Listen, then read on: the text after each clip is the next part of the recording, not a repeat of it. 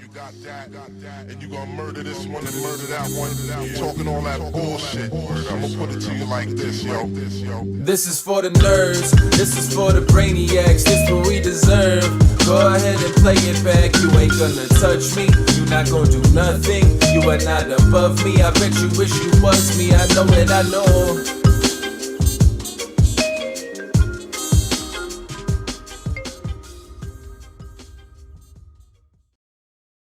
What is poppin', everybody? And welcome back to another special episode of the Only Friends podcast.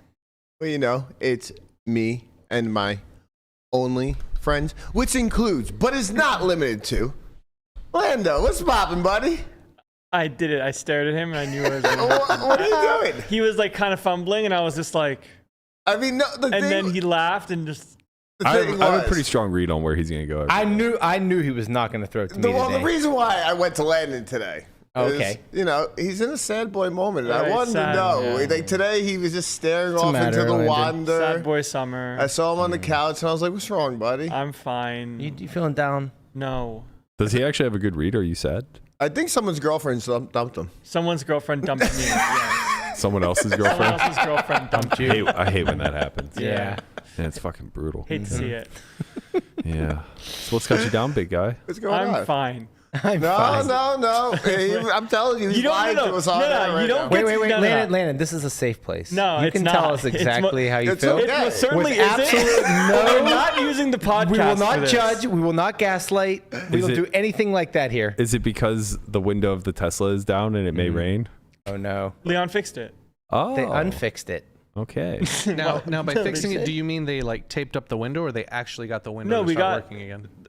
The tiny battery is dead.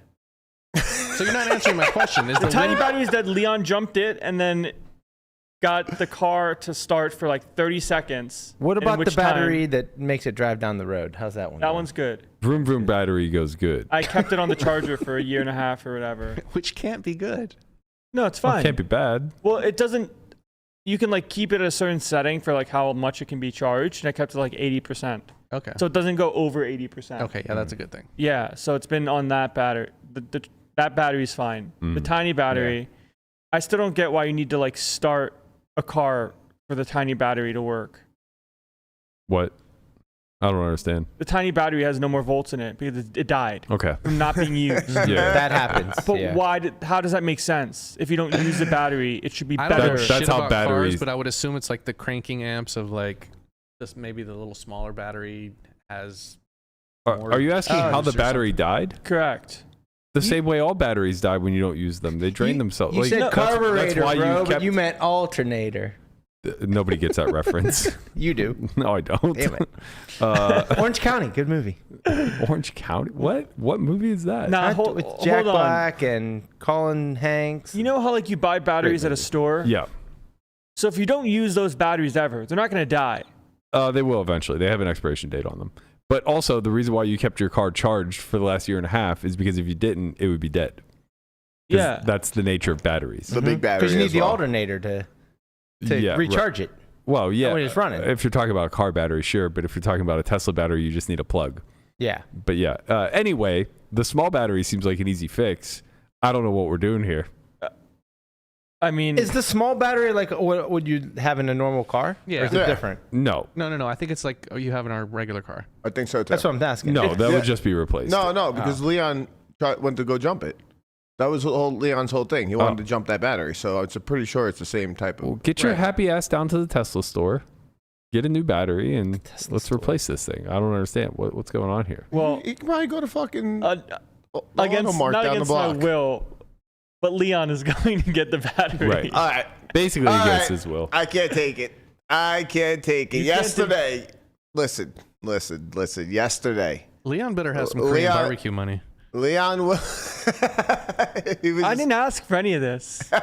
He just was does it. finishing whatever he was doing, and he's like, "Hey man, I'm really sorry for the inconvenience." Right. I'm like, what are you Right. doing? What do you mean, Yeah, man? no, he terribly inconvenienced Landon by trying to fix his car. Yeah. I couldn't take it. I get it, man. I I get just it. started screaming. I couldn't even see him. I was just in my room. I was screaming through the door. If you fucking apologize to him again, I'm going to kill you. Well, he's one of the nicest people on there. He really is, him and Tammy. He's gonna say on the internet.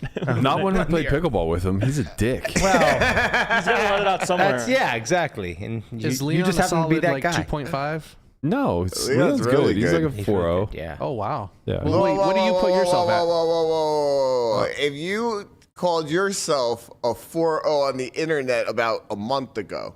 That's my duper rating, and I'm Super duper. as good, if not better, than Leon. You are what? You heard me.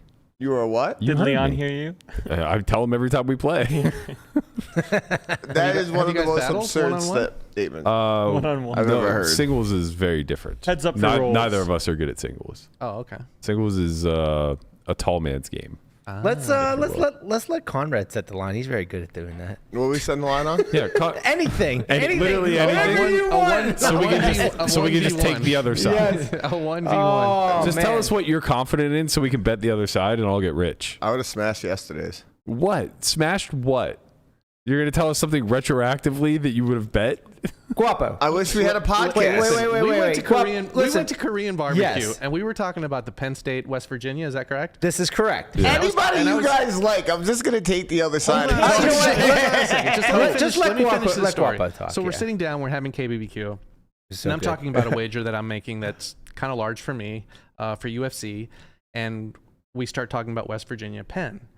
And State. Brian, Penn State, yeah. Penn State, thank you. And Brian was very confident that, the line was what, 8.5? 8.5, yeah. And immediately Conrad was like, absolutely bet on West Virginia. So at that point, I was look like, right at you. I'm going to get a Korean barbecue free meal here, and I put $40 on the other side. I looked at came Guapo through. and he's just like, because Conrad was so like 8.5. Oh my It's God, that's a lot. Blah, blah, blah. I look over at Guapo and go, but everything you own.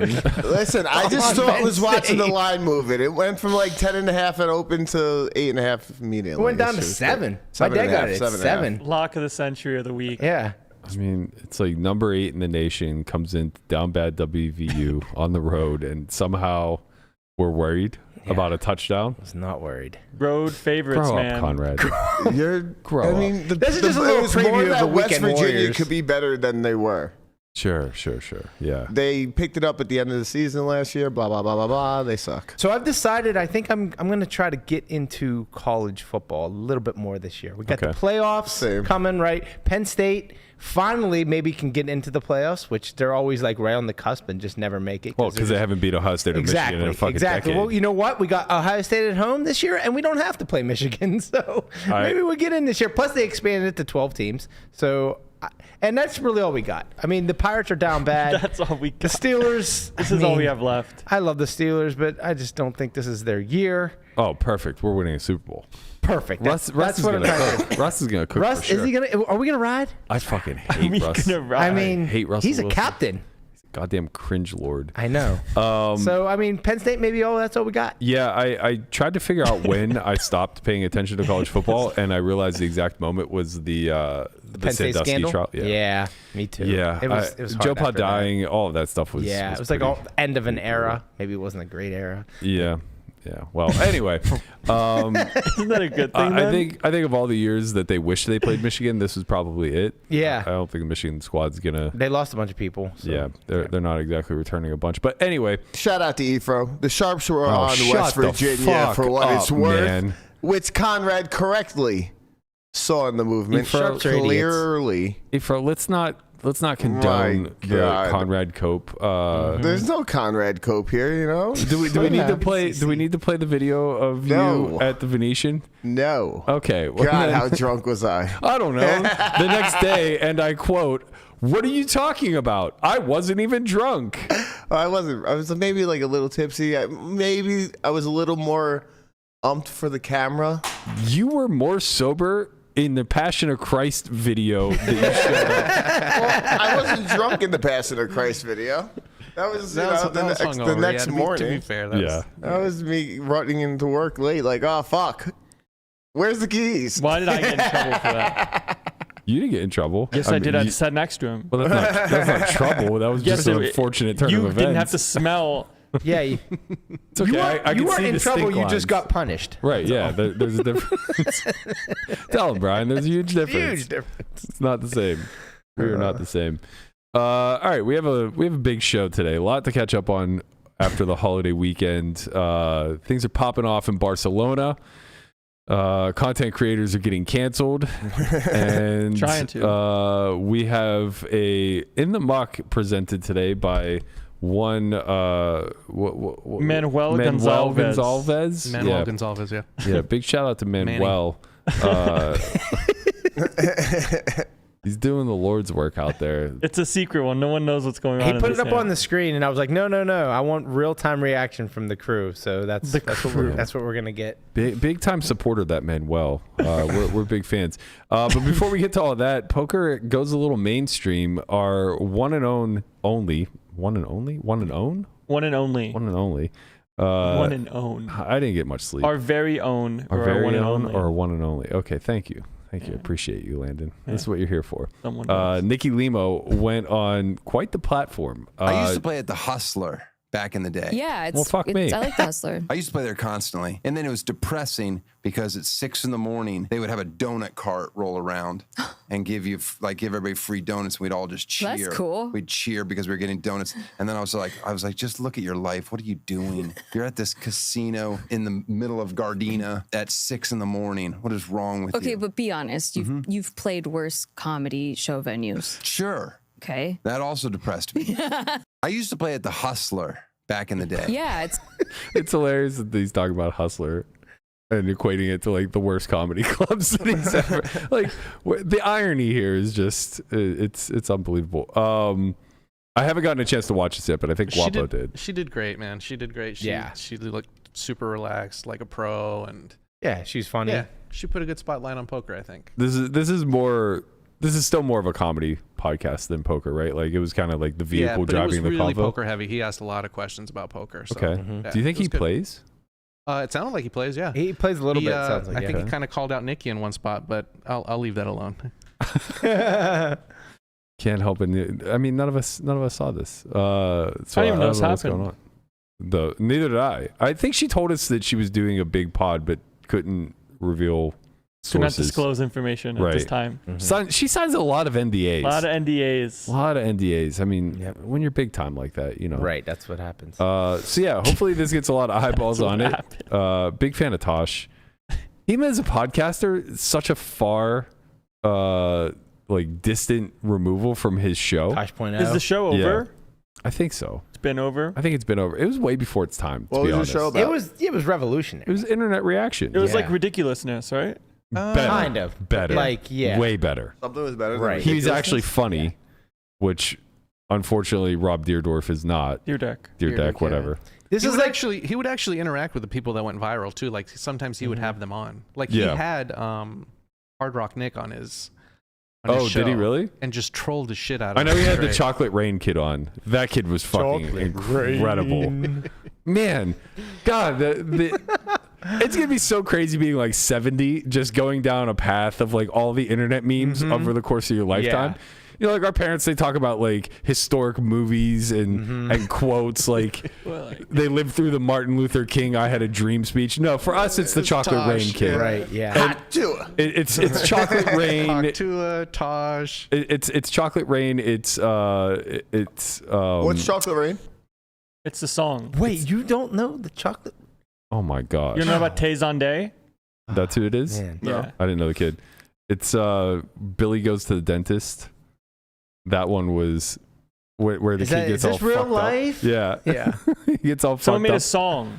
about Billy Goes to the Dentist. No, Chocolate Rain. The thing that went viral was the song. It is a song. Right, we're talking to another one. Keep up. Chocolate Rain is a song, yeah. There's a kid that like made played the piano and sang it. Yeah, the Yes. black kid. Yeah, Yes. him. That's Tay Zonday. Holy shit, man. Welcome to the convo. No, because you're talking about like this. So he made a cover of the song, Like, what are you talking I'm lost. about? Are you lost? You're saying I'm some kid's at the lost. dentist. I have no It's idea. another what's going on. internet meme. Another one. Remember when the kid went to Oh. the yeah, I said a separate meme. I see. I got you. And the Charlie bit me one, that's forever in internet lore. You're saying the lore. I thought you were saying Charlie the lore. bit me. The lore of Chocolate Rain was the dentist. What are you talking about? God, listening made the is song. so hard for your generation. No, it's not. It's just 3 people speak and then someone speaks instantly and it's cacophony. One person. Cacophony. Hey, Cacophony's back. Nice callback. Yeah, speaking of Nikki Limo. Yeah. I thought we were waiting for the Chocolate Rain video. I thought I was trying to like fill time here. It's yeah. better to bring it in late than it is early. Yes. I'm slowly learning how these segues work. Oh my God. Does that mean we have it? No, we do not.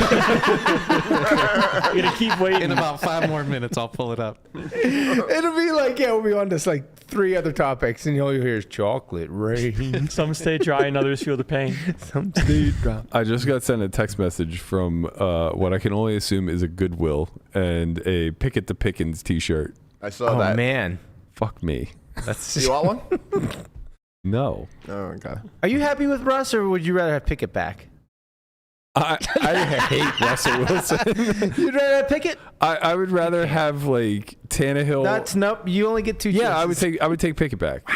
I would take. Wait, he hasn't even played a game yet. He sucked.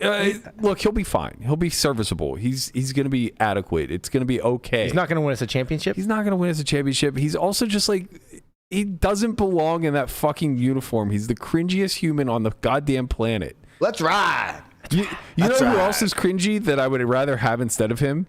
Jameis Wilson or Winston.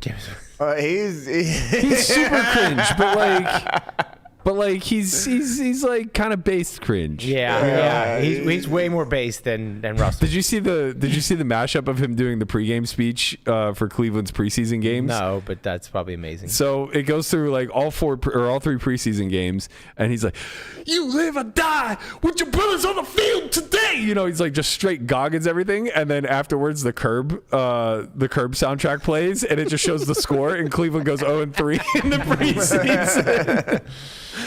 But like, yeah, I mean that's got to be a difficult situation for Deshaun Watson, where it's like he's getting paid all this money, he underperformed terribly last year, and now you have the backup quarterback in there rallying the fucking troops every day because he's just that guy. Mm-hmm. I don't know.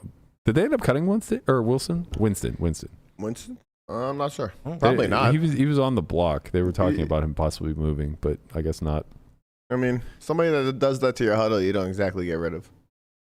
Let's see. But I don't. I think what's his face, the guy with 3 last names that played okay last year. Yeah. Is it? I think he's still there. Like I think he was still pretty close to being competitive for the backup job. Van Peebles or whatever. No, I made that up. I made that up. That's not it. No, I definitely made it up. You're thinking of Donovan Peoples-Jones. I am. You're right. But Cleveland has a backup quarterback who has 3 last names. He is on Cleveland. Who? Jameis. Oh, okay. All right. Let's get into the thing that sparked all of the drama this past weekend. There was drama? Love drama. There's always drama, bro. It's the fucking Twitter streets. Oh, man. it's no longer August. That's what happened. Why? Huh? What happened? The world takes off in August.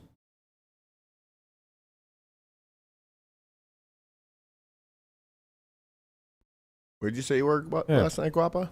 Oh, my God. It comes back on, and I'm just burping. That's all right. We're back. Are we back? I'm like watching the stream, and I just see me go. Well, we're back now. All right, we're back. Sorry about that. I don't know what's been happening. We've been having OBS issues apparently lately. But what I was referring to is EPT Barcelona's kicked off, and there's actually a lot to talk about here. First and foremost, before we get into all the drama that came from the Abby Merks video, kind of, doing the promos and stuff of EPT. There's some like really positive news that came out of this particular tour stop. Kenny Hallert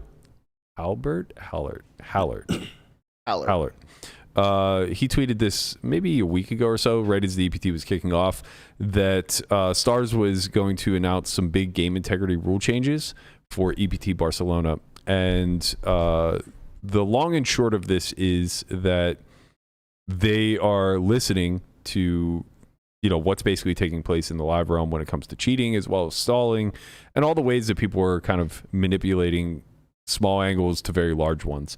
So the tweet was changes regarding some of the rules and procedures that will come into play at EPT Barcelona. Shot clocks, time will be reduced on first action in the hand to 15 seconds instead of 30. This is a great change. We've been talking about this for a very long time. This basically means that if the pot is unraised, you only have 15 seconds to act on your hand as opposed to the normal 30. So this cuts stalling in half whenever you're talking about getting near bubbles and things of that nature. Now, of course, you get to exhaust the full 30 seconds if the pot has been opened, but that's, you know, not really something that we can police too much. Time banks will still be worth 30 seconds each. Oh, I'm sorry. Oh, okay. No, I'm correct. Yeah, it's just first action. Time banks will still be worth 30 seconds each. They also were considering removing all electronic devices from the table, including the rail, for integrity reasons, but instead they landed on the dealers are going to do the like Aussie style slide pitch where they just pull from a shoe and slide, which I think is a massive precedence to set. It's just trainable. It's doable. You know, it's one of these things where they actually have a shoe, like a blackjack shoe. So I know in Australia that's what they use, and I don't know if that's what they're doing in EPT or not. But whether it is or it isn't, it's a viable training mechanism. Like it's kind of like training wheels, you know, to do this type of stuff. And I think it's a big precedent to set because, you know, right now the idea of retraining everybody how to deal or how to pitch differently probably feels too overwhelming to most operators. And it becomes easily dismissed as the problem's not large enough to justify such a big solution. But when the conversation instead becomes like, well, we're going to sequester thousands of people's phones from them. It's like, this is a much better solution, I assure you. You know, like, imagine running the Colossus and being like, all right, check your phone at the locker before you go sit down, you know? And it's like, even still at that point, even if you were just trying to say like, okay, well, we're obviously not going to make you check your phone somewhere, but like if you pull it out while you're at the table, we're going to penalize you. It's like, you're going to be penalizing people all fucking day. Like, at a 20,000 person field, you're going to need 154 people to just dole out penalties. Chaos. You just never know too if there's like emergencies or something going on where like someone needs to have their phone on them. Oh, that's true. Like recreationally. Well, also just like look, like no one's giving their phone up. I play with a lot of recs who are like working while they play, or they're, you know, technically on the clock type of thing. They're working from home. It's a big ass. We saw the picture with the guy with the 5 laptops. Yeah, that was he had a lot going on. I respect the grind. He plays from 10 in the morning till 1 a.m. and like between 10 and 2, he's kind of not all there. You know, he's in 16 different Zoom meetings with his camera turned off. But if he 3-bets you, you know he's kind of there. You know, he'll make some exceptions to remove himself from. The phone is an extension of ourselves at this point. It's only going to become more so as time moves on. So trying to personally, like, I'm a huge fan of this procedure moving forward, and I think that like the more it catches on, the more likely it is for us to see it happen at scale here. Of course, like the World Series will be the most difficult place because there's so many dealers and they're already understaffed, and you know, a lot of them aren't good dealers to begin with. But honestly, I think this might even help them. Like, it seems to, like, push, easier than than learning how to pitch. Right. Because like when people pitch, sometimes like have bad pitches. There are so many people with flip bad cards and stuff like that. Very bad dexterity. You know, they just don't have the dexterity to be a dealer. Like they just like, it's like their wrists just like fall apart the second they pick up a deck of cards, you know, and they're just like all over the place. If they've been doing it for a while, I'm sure you're gonna have some issues with your wrist and no. I'm more so talking about like new dealers that don't have a good pitch and are constantly flipping cards over and things of that nature. This way, it's hard to flip a card over. So You have to like forcibly. Right. This one, I didn't really understand the merit behind it. I'm sure that they have good reasons, but they didn't really explain in depth why. But no more redraws at final 2 or 3 tables. Instead, they're going to be a random breaking order from 5 tables on. The only thing that I could think of that I kind of mentioned when I was talking to Sam was that this would reduce stalling. Yeah, it does. Yes, but I'm not quite sure how much. I mean, it's not a lot, but it definitely happens. Like if it does happen for sure. If you know that there is a table breaking and you're 2 away from the big blind, like, and you need 2 people knocked out or 1 person knocked out, you're gonna stall. You're gonna take your sweet ass time. You're gonna act like you have a decision, and if you're lucky enough to play the hand or like whatever, have some big blinds, whatever, you can just open and just stall throughout the hand.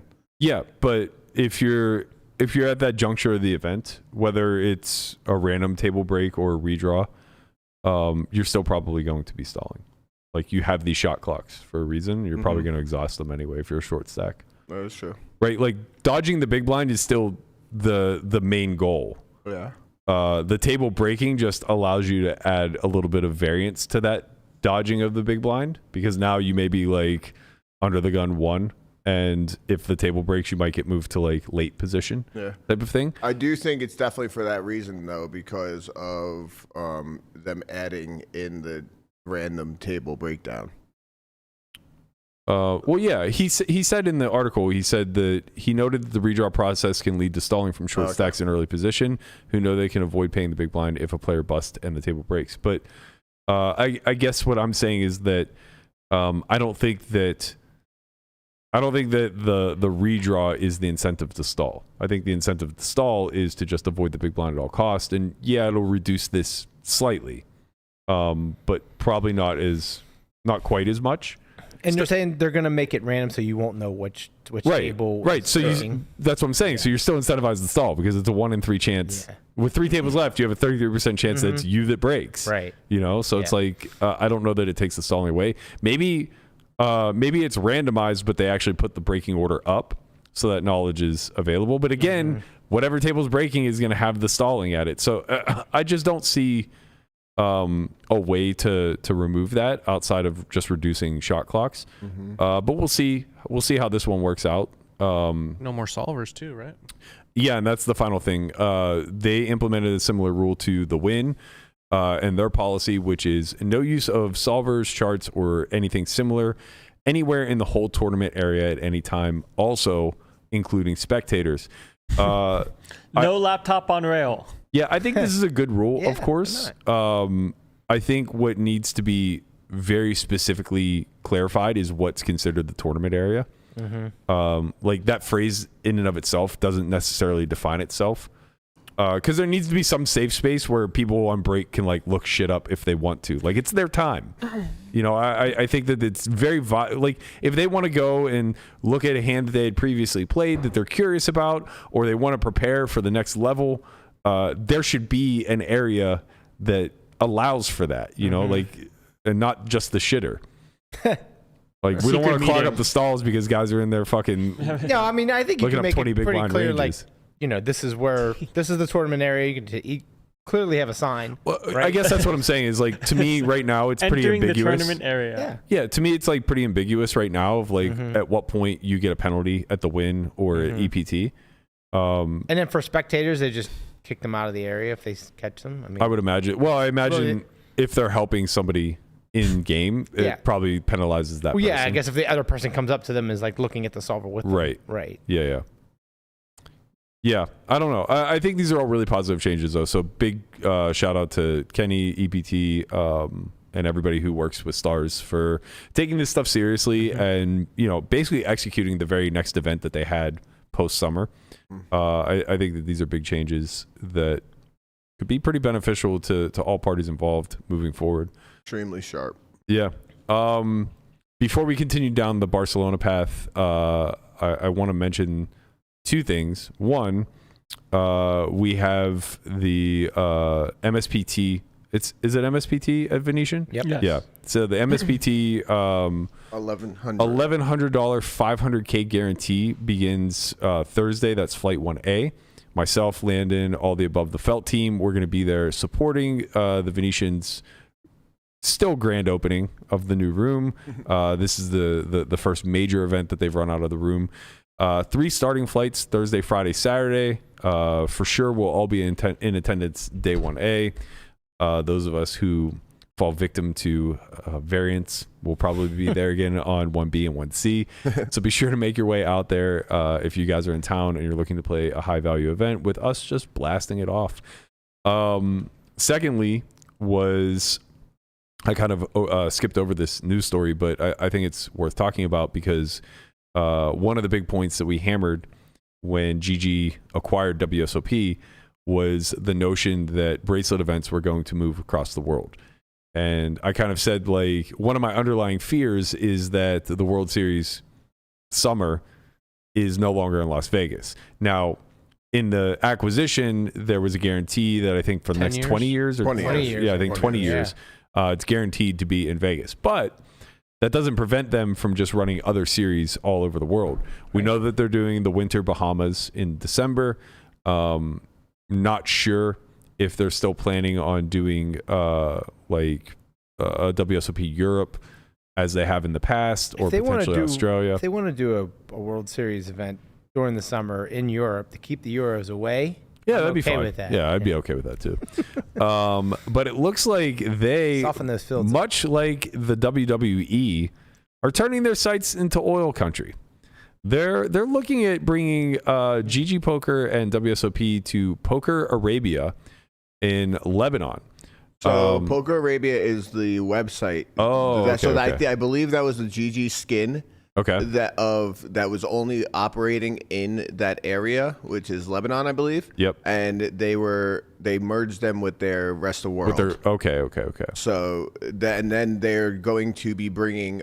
So they're saying this could potentially lead to live WSOP events taking place there in the near future. Now, what's not clear, and this is something that I think we overreact to all the time, is what qualifies as a WSOP event. I mean, it could Lebanon's going to be a small area. Go ahead. It could be just like a circuit series. Exactly. I would assume. Like I would assume like they're just circuit series on steroids, kind of. Maybe not even. Like Lebanon's going to be a small market, so it's very similar to like WSOP coming to London, right? Like that was a circuit series. Maybe it's just like it's not far from a lot of places, and it kind of there's a lot of money there. Like it could be pretty big. You never know. Like I don't know. I don't think so. No, I don't think so at all. Yeah. I think that when you're grassrooting, like, you know, there isn't a lot of live poker in Lebanon as far as I know. Yeah. Matter of fact, I think the majority of people in like that region probably just either choose Macau or Dubai, and they go one way or the other. But this could be great to bring poker to that part of the world. My point is that like when you upstart these things, it's very rarely going to be your premier thing. It's just a slow climb. The WWE, I think, was the exception. I think that they did the Royal Rumble from Saudi Arabia like right out of the gate, or maybe pretty early. But I could be wrong. They might have actually just been like running like wrestling circuits there for decades, and then finally brought the Royal Rumble. But yeah, I think that this is in line with GG's desire to like create more growth globally and kind of leverage the WSOP brand in order to do so. Obviously, if Poker Arabia is now merging with rest of world, that means that clientele is now going to have access to online circuits, online bracelets. These are all going to be larger player or prize pools. Them taking a circuit there wouldn't be out of the norm. I think it would be very similar to like a World Series circuit showing up in Choctaw here. Yeah. Right. And don't quote me on that. I'm not sure if GG owned Poker Arabia before this, or Poker Arabia is now merging with GG. But either way, they own them now. Yeah. Yeah, there's a lot of GG skins that like I think I'm just not super familiar with. Like I just know of Natural 8. I think there's like in places that they can't operate in rest of the world, they have their own skin right for that place. For a decent amount of places, not all of them. Yeah, it makes a lot of sense. But another thing that they just rolled out that I would like to see more sites kind of follow suit, is ClubGG just rolled out a new feature where your hole cards aren't exposed to you until it's your turn to act. And there's even like a small delay. So like if you're under the gun, there's still like a 2 or 3 second delay before you look at your cards. So I really like that idea, but I have a problem with it for multi-tabling. It kind of makes things kind of annoying, really hard. Yeah. You can't just see your hand, click fold, and go on to the next table. You have to wait for it to be your turn. Yeah, I'd be curious if there's any other way to make it better slightly. They're not really concerned about regs at this point. Yeah, that is true. That is good. It slows the game down a little bit, but for integrity's sake, I think it's like really helpful. Yeah. It drastically. The reg market is not the target anymore. Yeah. But again, like it only affects pre-flop, right? So it's only helpful in reducing collusion pre. Once you take a flop, like anybody you're colluding with could still card share with you. Yeah, but now they're put in a little worse situation probably. Yeah. You know, it's just like, I think what would be interesting is if they both implemented this with the reshuffle that ACR has, because now card sharing would be all but rendered useless. Yeah. Wow. It's just it's a big ask, man. Like I kind of mentioned it to Nagy when he called in. Like every week, I'm sent a new screenshot of somebody playing PLO on ACR, and their folded card shows up on the flop. Yeah. Like, this site's rigged. It's like, man, it's literally in the title of the table. How many emails do you think ACR gets? Thousands. I mean, that'll subside, right? Eventually, people will understand that this is how it's operated, especially if everyone starts doing it, and it'll just be a common thing. Yeah, it's funny. Time. It's funny. Ways to cheat spread like wildfire in this community. Yeah. Ways to prevent cheating. That marketing doesn't get, that education does not get out there very well. It's like very hush hush. Is there any downside for them to do this? GG? Yeah. The reshuffle? No. Oh, the card down? Yeah. Just slows the game down a little bit. Yeah, I was thinking that we might see ACR do something. And also, like I don't know that it's implemented on GG itself. This is only ClubGG that I've seen the feature. Oh, okay. I haven't heard anything about it actually being on GG. The skin, but I would like to see it. This would be a good recommendation for ACR to do. Yeah. I mean, again, like it's frustrating because like you're gonna piss people off in near term, but it's for their better. Like it's for the long term betterment of for the best. It's for the best. Yeah, it's like it's really difficult because you can't frame it that way of like, look, we know what's good for you guys. Yeah. You know, it's like no, you don't. I'm annoyed that it's taking so long for me to see my cards. I mean, once you spell it out, though, like if you are able to spell it out, like, hey, this prevents card shuffling. I think the big problem is a lot of people don't care about cheating until they're cheated. Yeah. And then all of a sudden they become hyper vigilant. Yeah. They just become like hyper vigilant once they've been cheated. Everything's just an inconvenience to them until they get cheated. Exactly. Then they get cheated and they're like, why aren't you motherfuckers doing anything about this? Did you know this was going on? Yeah. Right underneath your nose. It's that's how they sound. That's exactly how they sound. They. His name's Larry. Yep. By the way, that's the voice of public. That's the voice of public Larry. Opinion. Exactly. Not to be mistaken with Lenny. Definitely not to be mistaken with Lenny. Larry is the voice of public opinion. And he talks like this. He's very upset. Can't believe. Isn't that far away from Oaken's voice? No. Nothing is ever far away from Oaken's voice. Oaken adjacent. Oaken has a particular squeal to his octave. All right, getting back to EPT Barcelona. A couple of events have finished up. First, there's been a few, but two notable ones. The 100K high roller, which the fucking, what does he call himself? The white gorilla? The Vanilla Gorilla? Vanilla Gorilla? Yeah, I kind of like that name. I like that. Vanilla Gorilla is better than White Gorilla. Yeah, much better. VG. He just gets it done, man. Much better. He just goes the over Vanilla Gorilla. Yeah, I hope it's not. I hope somebody else gave him that nickname. I think so. Because actually, giving yourself he was a a UFC nickname. fighter. Art gave it to him. Art who? Art and Perriman? Jai. Yeah. Oh, that doesn't count. What are you talking about? Art's the GOAT. That doesn't count. So Lonis got fourth in this. Sean Winter got third. Seth Davies second, and Kyan McQuarrie finished. finished for 1.3 million up top.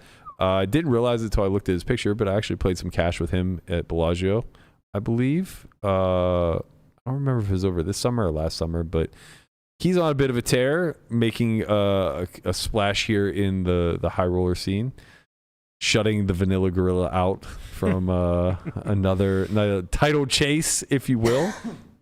It's on fire, man. Yeah, winning's nice, huh? People fucking love to win. They do. I wouldn't know anything about it. Winning's for losers, man. Losing builds character. Yeah. Real men lose. That's right. How much more character you need? Trying to level up. I love bordering this on an podcast. end You boss right now. intentionally lose. Yes, yeah. No, yeah. I don't try at all. Stay hard. Stay hard. It's just forever raining everywhere I walk. Chocolate rain? Chocolate rain. Where's that asset? Should be queued up. Don't I worry. feel like he has it ready at just a random time. It's gonna get demonetized, man. We It's can't gonna do be that. like Thursday. He's gonna pop it in there. Demonetized. Gonna get demonetized. Chocolate rain. You guys are a legend. He had a deep ass voice. All right. So the conversation that everybody's waiting for. Well, shout out to Martin for the Australis Cup. Would you stop? No. I know what I'm fucking doing. Wow. I don't Okay. think this is building character for you. No, this is building character for you Stay and hard. patience. Landon, you're fucking up segues worse than me, buddy. It's better early than late. Again, better late than early. Okay. Abby Merks, who works what? How is that the first thing? That content was for the tournament that Martin chopped. God, I love this podcast. Just You know what, just go stop, on. Landon. Just let I know. It's just burying him. You Just idiot. digging deeper and deeper. Fucking It's like, stupid. it's like he didn't even fucking read the tweet that we put out. I literally put the segue in the tweet. Fuck your tweet. Conrad's done. Fuck your tweet. You want to host the show? No. What are you doing talking about this before? Just doesn't make sense to me. Like, Fucking It idiot. will. Just give it time. Just give it a second. this doesn't make sense to me. I'm a logical thinker, you know? I've won a few things in my day. God, I'm dying. I'll never win Lenny over, you know? Oh, man. Oh, Christ. breathe. Where's Larry? Let Larry introduce this segment. Larry. I can't believe. I just don't get it. All right. Abby Merks, who works for Poker News, put out a video on Friday, maybe, where she was on the hunt for the Australia Cup. I might not have pronounced it You correctly. didn't, but I'm not going to help you. Well, I'm gonna die. Try again. You picked him on the wrong day, Berkey. the problem is, like, I closed the asset on accident that had lucky. it. But anyway, here we go. Nope, that's the game integrity rule. So anyway, she posted a video. The context of it was, and we'll play it for you shortly. The context of it was, kind of a meme. Like, what is this cup? Where is this cup? Nobody can seem to find this cup. Well, Martin Tsunami. That's not how you say his name either. It's not. I definitely mispronounced that one on purpose. Yeah. I'm just trying to bring you back in, big guy. I'm out. I'm so far out. Our boy Zamani, who was eating Taco Bell and missing yoga, And licking managed frogs. No, he did not partake. Oh. The B team, as you will. The B team. You know what? I will say this. He's upgraded to the A team. He is the A team. I haven't heard from his brother in years. He did play a tournament, I believe, in Florida recently. Okay. Well, his Yeah. brother was the A squad for a long time, but Martin has upgraded himself from the B team to the A team. Zamani chopped this bad boy. Don't know what the actual numbers were for, as he wasn't ultimately pronounced the winner. But Sylvan Berthelot, God, man, how Tell do him, I do Landon. myself? No. Tell him, Landon. He I'm going to be win- patient. He won the main for 500K. And I think that they worked out a three-way chop. Not entirely sure. Okay, here it is. Here's the chop numbers. So Zamani got 463K in third place. Oh, let's go. Sylvan got first place, 499K, and Santiago got 394K. finishing ultimately in second. I imagine they just flipped for the trophy, and that's probably how this all played out. They played for 45K for first. Oh, so they chopped. Okay, Like, so they did Martin got the numbers. lion's share of the chop, but because Sylvan won, he ended up getting the most money. Yeah. Okay, that makes sense. Those are always good chops, in my opinion, by the way. For Martin's the best. So this was the Australia's main event, a.k.a. the Australia's Cup, Sure. which one Abby Merk could not find. I just and thought should have was- done the other way, but your show. Okay. Yeah, just kidding. There's an catch. unreasonable amount of tilt going on in fucking Landon right now. Don't catch any heat, I'm Brian. gonna chill over here. On Just in case. fire. No, it's fine. I just thought it should have been done the other way. No, it's fine. No, it's It's fine. Landon I mean, literally it might have been fine, but here we are. Landon's standing in the Elmo meme right now with everything burning behind. I'm standing on business on this one. buddy. All right, so let's take a look at what got Abby canceled. Barcelona, and everyone is talking about this Estrellas Cup. So I'm here to find it first. Not in there, I guess. Surely this can't be the cup they mean, right? Wait, this definitely isn't it. I mean, I have these two cups, but that can't be right. Oh, that's the cup. Got it. Good luck today, players. I'm here. All right. Somehow you saw that little iPhone screen at the end. screen. We're in the streets. Yeah. That is some next level investigative reporter shit. We got the tortoise out there. Thank you. Manages to find the original video that has since been deleted and wiped off the internet. True.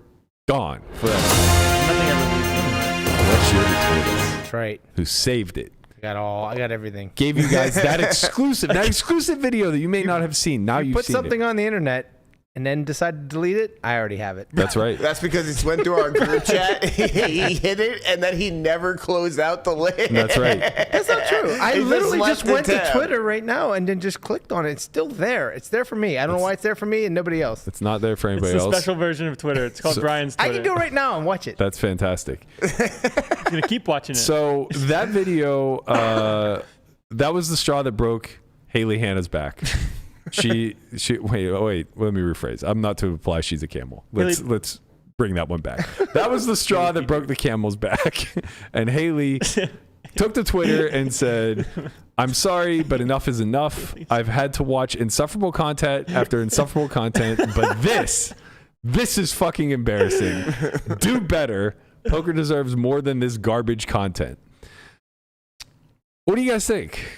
Was it garbage I think content? that is a very strongly worded opinion. I think. All right, That's just your opinion, man. I put out a lot of Cue the things, dude. or a decent amount of things, and I think That was a drunk content Conrad tweet. is very hard. Do you think what? Content is very hard. Content is very hard. And sometimes They're when not you- all bangers, when you man. shoot a lot, you're gonna miss a lot.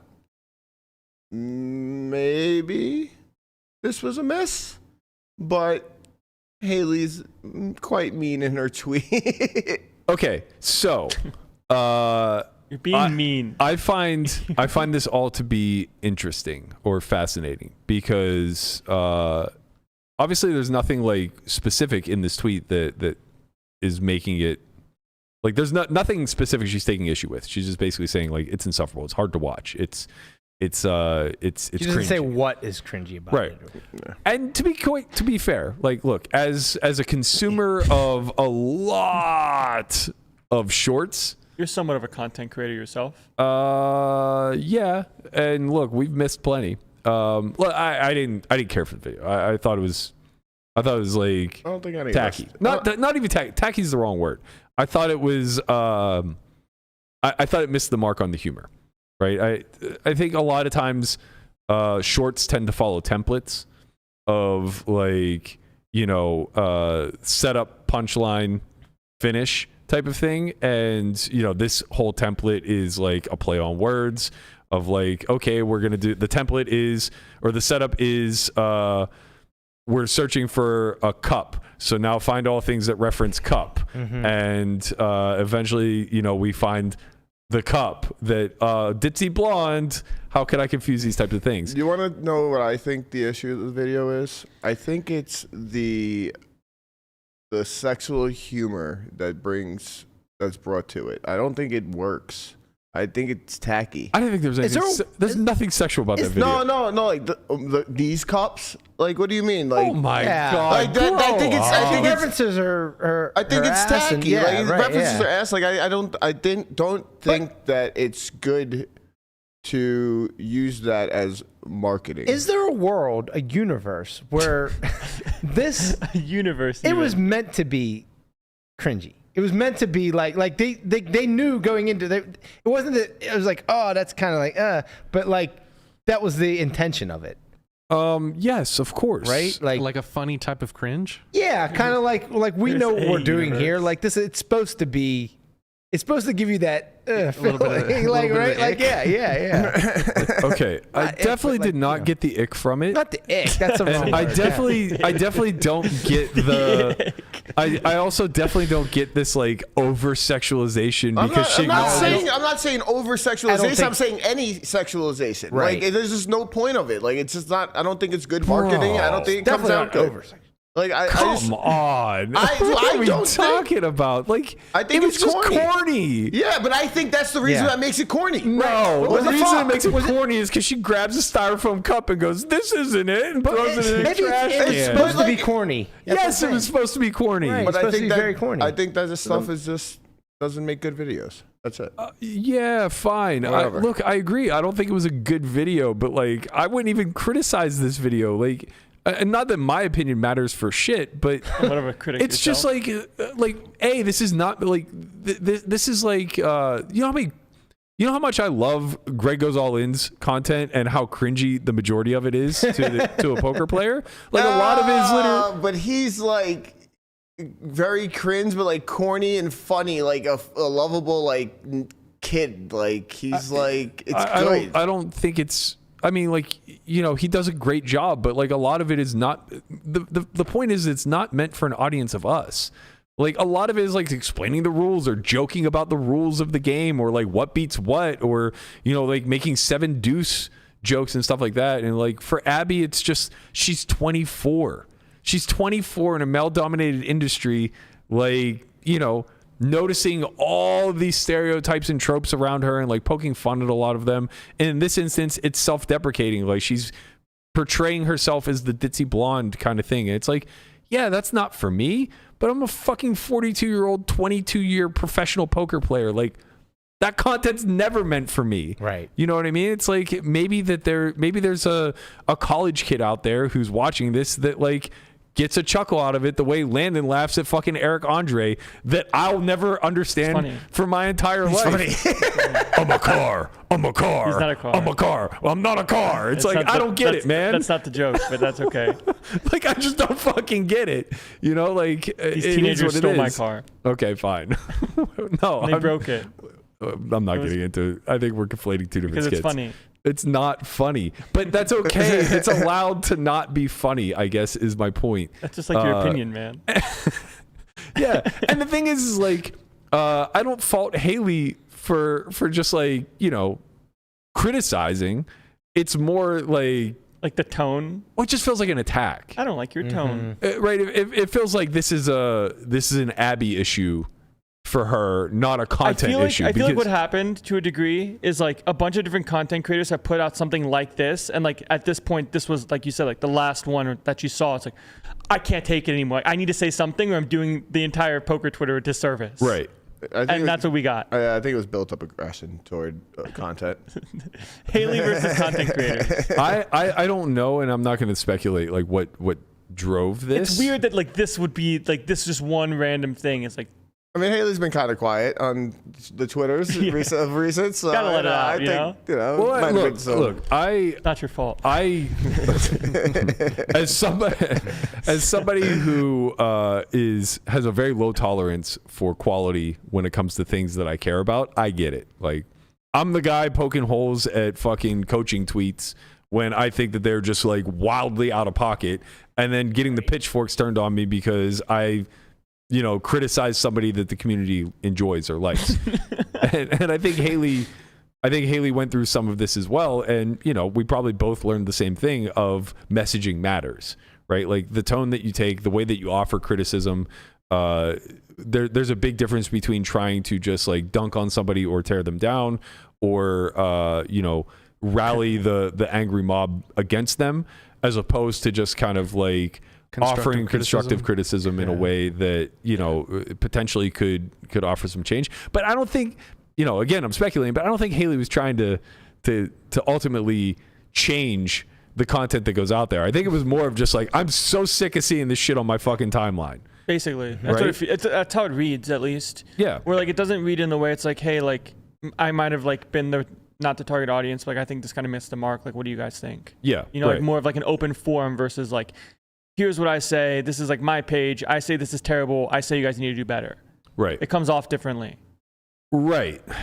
And I think like the big disservice done here is not the criticism itself, and it's not the fact that the video was ultimately pulled from the internet or anything like that. I think it's specifically that Abby ends up in the crosshairs, right? Because like she, and I don't mean this disrespectfully to her, but in a lot of ways, like she's interchangeable with dozens of other creators, right? Like literally could have been any of them. Like someone could have put out a bad video and been like, hey, this is terrible, do better. Well, whether that's the case or not, my point is more so that this just specifically ends up being targeted at Abby because it's her video. But like, any one of these content creators could put something out that somebody finds to be distasteful or tacky or cringe or whatever, and they could have suffered the same fate. So my point is that like it's not like an entire corner of the industry is being criticized and saying like, hey, content creators, do better. We would like to see our game represented in a different way, right? Instead, it comes off as an attack. Yeah, it's, hey, Abby, this shit's cringe, and by the way, poker news, fuck you. You know what I mean? Like that's one way to well, it's kind of like the way everything to assess the tone. It's kind of the way it read, to say the least. It does read that way, and I think that like it's interesting because the divisive nature of Twitter in and of itself ultimately does kind of like draw lines, and there's pitchforks on both sides. So depending on whose timeline you're reading, there's either like a bunch of people saying like, finally Haley said the quiet thing out loud, like fuck yeah, or there's a bunch of people that are like, yo, have you ever made content? Shit's hard and you're gonna miss a bunch. And this isn't the first wave that we've seen of this. Like Marley went through this more than maybe anybody that I can remember in recent history when it comes to like public criticism of what they're doing as far as brand building, content creation, and things along those lines go. And that was a loud conversation when she put out the right before my time. You weren't in poker yet? I was playing online like 2019. 2 cent, 4 cent. Yeah. This was looking for stakes. Yeah. And it's like she's making fun of a lot of stereotypes and tropes that exist in this industry, and it's like it's dishonest to ignore them, to be quite honest, especially if you're creative like Marley and you're a comedian and you're able to do these things in a meaningful way. It's like, of course you can be Bonomo and you can always find the victim angle of like, well, she's punching down on sex workers and blah, blah, blah. It's like, yeah, man. Okay. You might even be right.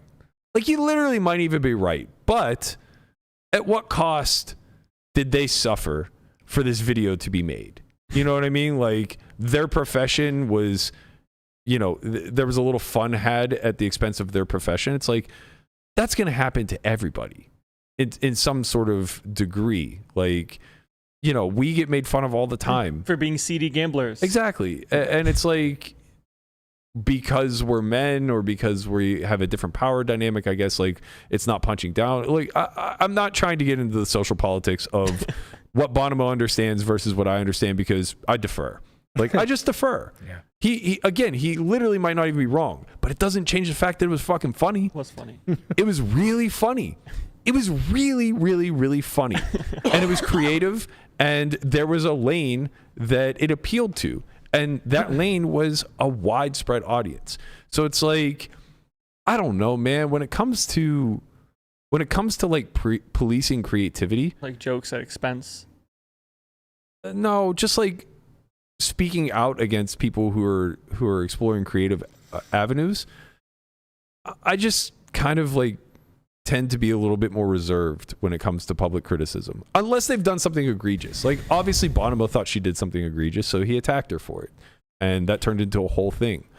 I don't know if Haley actually thought Abby did anything egregious here, or if it was just like, I can't see any more of this shit on my timeline. I think it was the latter. I think it was the Right. latter, yeah. And the fact that it's like being propped up by poker media is like, So like she follows Poker News now. This is on her feed. right. Like how can this happen? Yeah. I didn't ask for this. Yeah. It was, I mean, like, look, it's a slow news day. We wouldn't be talking about this if it was the middle of the World Series, but Yeah, we would. it is kind of an interesting thing. It is kind of an interesting thing to see all of this play out because, there's this level of insulation to our community where it's like we all have certain expectations and we want things certain ways that appeal to our taste.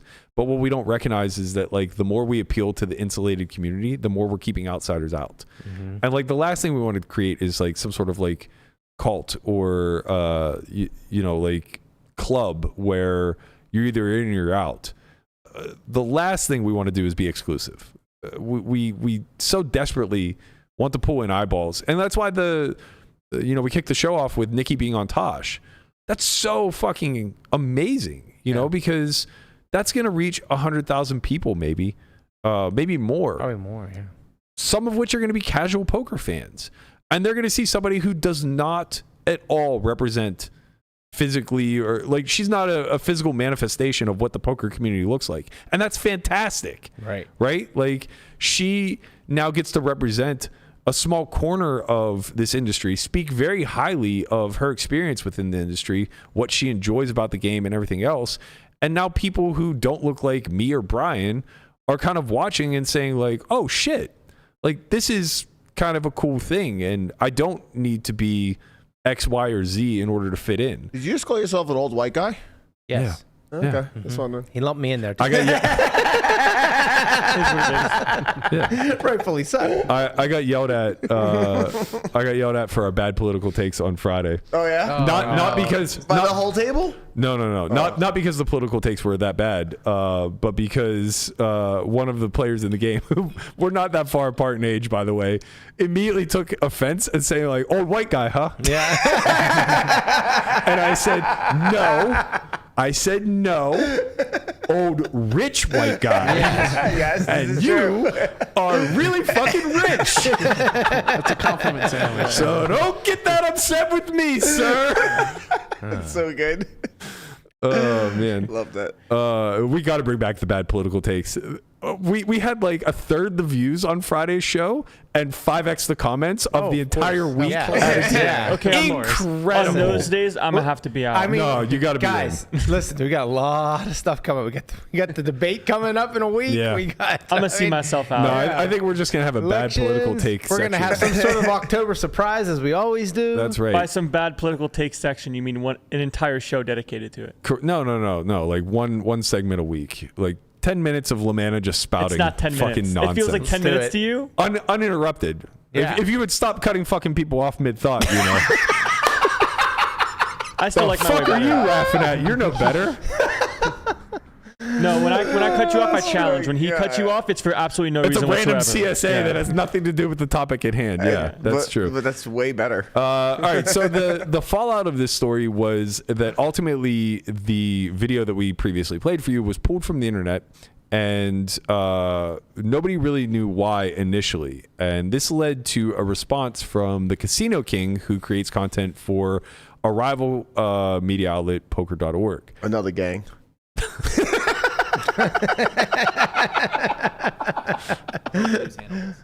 No response? No response backing up your content creator after the terrible things that were said about them on your page? No response? And then you delete the tweet? What are we doing here? Why should a tweet ever be deleted? If it says some sort of slur, if there's nudity in it, if there's an inaccuracy, none of those were in there. You were just upset about how people were responding to the content you put out. It's all fun and games if it gets views and does well and no one's saying bad things about it. But then if somebody says bad stuff about it and the angry mob comes after you, you just delete it and leave Abby out to dry. There needed to be some sort of statement from you guys that said, you know, even if it was saying, hey, we're trying to bring poker to new audiences, we're going to keep getting better and better. We deleted a tweet earlier today that people were upset about. That's fine. But I think you take it one step forward and just say, we stand by our content creators. Anything we publish on our site, we believe to be good content. Okay, so I think that's a very fair point by Casino King, but I think he's grandstanding a little bit also because it's implying that Poker News left Abby hanging out to dry, which maybe it did feel that way. I don't know. I wasn't paying close enough attention to it personally to kind of understand. Abby put a statement out like pretty quickly after the tweet went out, something to the effect of, this is all I'm going to say. Not everyone's going to like everything you make or every joke you tell. Also, everyone's entitled with their own opinion about what's good or not. This is part of the content game. I appreciate all the support I've gotten and so far from doing what I love. Maybe Poker News could have doubled down on that, I suppose. I don't know if they need to. Or, like, I think if they put a statement out apologizing for the video being posted, then what Casino King is saying would make a lot of sense, right? Because that means that they either didn't do their due diligence prior to pressing send, or they let something slip through the cracks, or sorry, they internally thought something was good that, you know, publicly was kind of ridiculed, and now they're throwing her under the bus as like at fault. But like that wasn't really the case. And when asked, Chad just basically said, Stars asked us to take it down. Which now that's something interesting to me. Why? Like, again, like circling all the way back to this video, what the fuck about this video would Poker Stars look at and be like, you know what, this does not represent Barcelona well. Right. Like we absolutely need to pull that from the internet. I mean, like what I said, like that's not good that's not good promotion. All right, I'm going to press you on this because... All right, press whatever you want. Because I don't understand. What about her pointing to a bra saying, I have these cups? It's just like corny, tacky, and doesn't look good on anybody. Tons of corny content out there. Find me a video promoting Barcelona that's not corny. No, don't get me wrong. They're all going to be corny because that's what content is. Okay, so when there's a video of the Barcelona beaches and like Spanish girls everywhere in thongs, that's fine. But when Abby makes a joke about her bra size, that's not. I don't think it's good I don't think it's good taste. Like, yeah, like sure, there's a video and you can see girls' asses on the beach that's walking around. Great. I don't think it's in good taste to like my bra size or my cups. Like I don't know. That's just my take on it, man. I might be wrong. But I think it's a flat joke. Yeah, sure. But like that to me is not with. I mean, like, sure. I just think that this is definitely like the last thing a marketing. Like, unless you're stake.com and you got people fucking playing blackjack in okay, let me rephrase the question. If Haley hadn't said anything, do you think Stars would have asked the video to be taken down? There's a possibility, honestly. There is a possibility. I know. Yeah, I think there's a possibility. How high is that possibility? It's definitely Conrad's line. 30%, probably 25. I would strongly take the under. I would take the under that they even. I would take the under of 35%. I feel like we could bet on this somehow. I know. I would take the under of 35% that anybody from Stars even saw the video prior to the Haley tweet. Here's the thing. I know somebody that probably would have seen the video, and I'm pretty sure this human would be like, yeah, no, I don't think this works, and this person works for poker or. Conrad has some insider. Yeah, I don't think so. I think they would take it down. Like I've taken down a video before, and don't get me wrong, it wasn't along the same lines. It was just something else that happened. But like, I definitely think this is something that they would want taken down. Yeah, I don't know. I mean, obviously they wanted it taken down. They had it taken down. I'm just saying if they would have caught any wind of it previous to Haley's tweet. I would just love to hear anybody speak on the reasoning of it and like how much of it aligns to the bra joke, because it just seemed like a very tame, innocent video that sure, maybe this doesn't align with the Stars brand and that's why they kind of wanted it removed, but I don't know, man. It just feels like we're all a bunch of like pearl clutchers that are trying to protect the children from the bad things. Or maybe we're trying to protect the stereotypes of poker. What stereotype? I mean, like, people look at poker and they just think like, oh, cringe. And now, I don't know. I like this one. I thought this was funny. I don't fucking know, man. I thought this was like funny because of the context. But well, I mean, yeah. So this is basically her new video. Oh, by the way, still same reference. This one's not taken down. Yeah. I just don't think that there's so we any won merit. Our bet, probably. Yeah, probably. I mean, like, sure, maybe. I don't know. I just think that's what makes it look off-putting to me. Yeah, like, I mean, everybody's entitled to their own opinion. I don't know.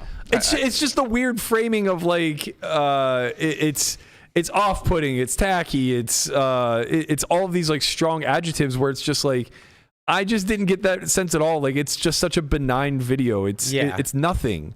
It was not funny. It was a not funny video. Right. I watched it and I was kind of like, my reaction was like, nah. But like never once was I was like, oh man, they better take that down. They better, I never once thought like, oh, they better get rid of that immediately. I mean, I immediately thought was I can't believe they put it up. So, but why? I mean, that's a whole. Because like you thought it was like corny bad. I mean, I don't want to. Yeah, but you weren't offended by it, though, Connie. No, I was not offended. Just like, man, I don't think this is good content. Do you know how much bad fucking content gets published? God. Like this gets published every day on YouTube. I love Poker.org. I love Poker.org. I'm a part of the advisory board. Yeah, they put out a bunch of cringe shit. So much cringe stuff makes the air. Agreed. Bro, what are we talking about? They literally had a girl jumping on a fucking trampoline the other day in a thong. Like, what are we talking about? What are we talking about? I think that whole that's not tacky to you. Literally, what do you do after busting a tournament? It's a girl in a thong, like bouncing off of fucking big blown up things. Like Wipeout. Yeah. Like, come on, bro. I mean, stand on your business. No. She pointed to her stand on business. No, I think there's a difference here. I think there's a huge difference. It's one showing that they're doing a fucking activity outside, and one's pointing at a bra in her ass saying, I don't know. I don't even know what the fuck she said. But, like, it just doesn't, it's not, you're giving, it does not one for one. That's not the same. You could have worn pants. Like, all right, sure, she could have worn sweatpants. Like, who gives a fuck? Nobody's I would just really love. Nobody's looking at her ass. Like, that's not pointing to the video. Well, I mean, probably there is, but like, that's not like. Here, Guapo. That's not pointing things out. Here, Guapo, play this, please. I would just love to see everybody who's so highly critical keep the same energy whenever. I just played it, Matt, while you were looking for it. Oh, did you? Yeah. Oh, sorry. Guapo's on it, bro. It's better earlier than late. We've already fucking commented on it. I'm just saying, like, and there's not. By the way, there's nothing wrong with this video. Yeah. Nothing wrong with this video at all. Like, I just think there's two different things, and like, I think this is. Don't get me wrong. I don't think it was a good video at all. I mean, whatever. It's cool. Like, whatever. It's content to be put out, but I think there's a big difference between the two. Well, please elaborate. I just did. What the fuck? I'm just circling the same thing. One is somebody's just showing jumping out of bouncy house. Oh, I busted the tournament, whatever. That's fine. That's whatever. And the other one's searching for a mysterious cup. And using her. Oh my God, man. Like, come on. I think it's corny. I think it's fucking corny. They're both fucking corny. Sure, it is corny, but when you like, I don't whatever. I'm over it. I don't give a fuck. Come on, man. Like, again, there's because I don't like. Again, there's absolutely nothing wrong with this Alex Lovelace video. There's nothing wrong with it. It's fun. It's fun. It's corny as fuck. It's Yeah, not it's crazy because it's an attack. attractive girl doing an activity in a bikini. Like the thing is, like I wouldn't attack what's her name for this video. Like I hate like that. I'm trying to like stand on my point here because like you're making me sound like I'm fucking attacking it. You but, chose your side, man. But it's because that's what I think it is. Yes. You're backing me in the corner. So I just think like everybody needs to lighten the fuck up and just like let this stuff hit the internet, let it do its thing, or just like make your own content. You know, just be better than. Whatever. Yeah. Like I just less is not more in my opinion in these instances. Like nobody's out here promoting OnlyFans. Nobody's out here like, you know, what if they were? And even if they were, like fucking Godspeed. I don't care. That might be the new vertical, huh? OnlyFans girls get into poker. They should. All of them. Every one of them. Bring them in. Like we'll run a fucking academy for you guys. I don't like whatever. What are the dates for that? Just like whatever gets asses in seats as far as I'm concerned. And honestly, I don't even care if it gets asses in seats. I don't even care if it pushes people away. Let people do what they fucking want. It's the internet. I mean, to a degree, like the content kind of slapped because it's the only thing people have been talking about the past 3 days. Right. Yeah. You know? Yeah, but regardless if it's in like good form or it had bad nothing form. to do with the content. It's everything to do with Haley. Like she's just spicy and like we honestly. Well, she Haley, started it. Someone give Haley a camera and a mic. Like Haley's ready. Let's get this popping. Like, no, let's not give Haley a camera and a mic. I think we should. We gave you a camera and a mic. How much worse could it be? Yeah, we're insane God. people. And we're insane. I just anyone think, that's got like, a problem with content, they got to make a content video of themselves criticizing it. Tit for tat. Look, every market fleshes out the same way, where the cream rises and other things fall to the wayside. Like if Abby isn't hitting, Poker News will stop working with her.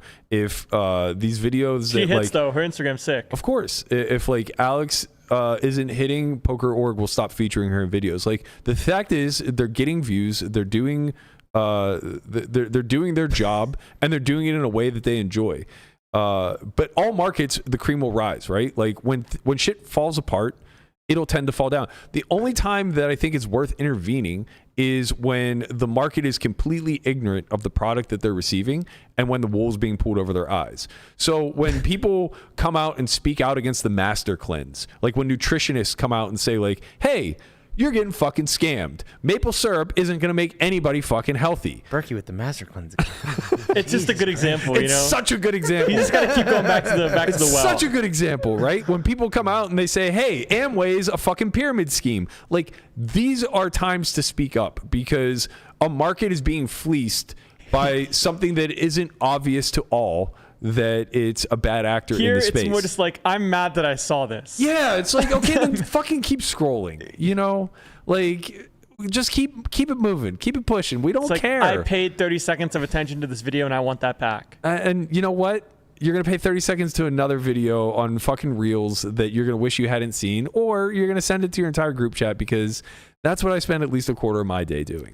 Yeah, taking it down is probably a little bit of an overreaction. Seems that way, right? Yes, it does. I mean, it just seems like it just seems like it's a response to a public outcry. It's like, all right, that like, didn't actually have legs. Right. This one wasn't a banger, you know? That's okay. Like, they're not all going to be bangers. Right, like, are we just going to strip the internet from all the bad shit? It's just bangers only from now on. It's just like Chocolate Rain gets to stay. Right, yeah. It's like, hey, okay, as a consumer, I appreciate the vigilance. Fine. Yes, he got it.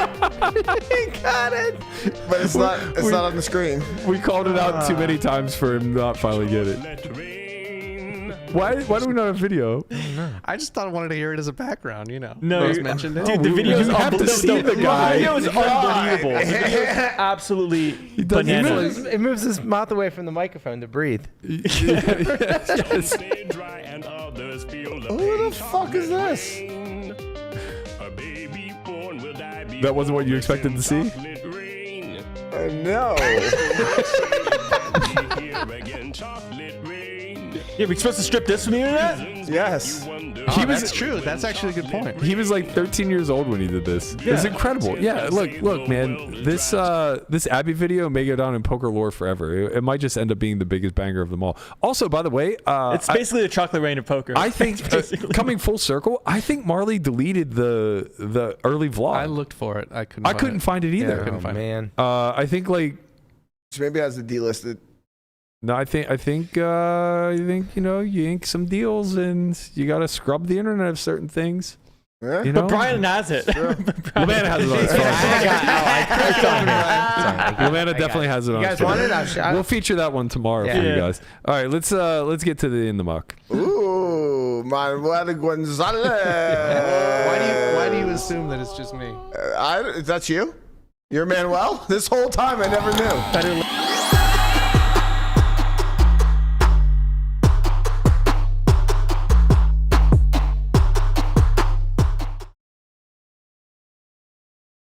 All right, boys, we're back. Yes. Let's cut right to it. We were playing. If it's not you, then you want the accounting. We get an open from the button. We are going to defend from the big blind. All right, C-Bear. We get a flop of queen of diamonds, 4 of diamonds, 5 of hearts. We hold the queen deuce of hearts for those of you listening. We decide to check. We get a C-bet of 214 into 614, and we have options. To call or to raise, and I decide to raise. We got a backdoor flush draw, backdoor straight draw. This seems like an okay thing to do. We get a call. Turn is nice. It's the 3 of hearts. It is pretty nice. Feels like a pretty easy barrel here, but we're in the muck, so of course I don't, want to do that. And I decide that we're gonna check. Wait, you did what? We decide we're gonna check. Why check raise flop? We'll talk about it later. Yeah, okay, so you check. Can we just get through the hand? Yeah, let's get through it. Yep. And our opponent goes pretty big. Well, this is why we played it. Go. So our opponent goes pretty big. We can call or we can raise. And there's, of course, a third option. No, there's not. Of just putting all the chips in. Okay. Fold? And I decide to do that. I mean, how bad can it be? We've got top pair. Wait, hold on. We're open-ended. We got a flush draw. We've got a buttload of equity. And there's only one hand that we're really sweating. Maybe 2. Wait, but only hands that beat you are going to call. Okay, so if you're looking at 7-8 of hearts here, Connie, are you calling? Way different. Way A different. queen is showdown value. Yeah, 7 high is not. correct. You're bluffing. I mean, do You're you guys bluffing wanna- with 8 high. Should we see the end of the hand, or does it matter? We can see that. What Does he happened? just have ace king of diamonds and you scammed him? That'd be so sick. What's he got? Oh, you scammed him though. You scammed him. I Though. did not scam, unfortunately. Not. I got the Some nuts with the stay dry blocker, and sir. others What do you feel think, the pain. So every time we do one of you in the mucks, You're uncomfortable. You want to right tell now. me I'm a misplayed it little on every uncomfortable. street? No. The flop check raise is good, I think. Yeah. I have no idea. It can't. How bad can it be? Yeah, Yeah. It can't be Can't bad. be bad. You have a deuce on your My hanger. my concerns when we review your in the mucks are very rarely what you actually do, but way more so why you did what you did.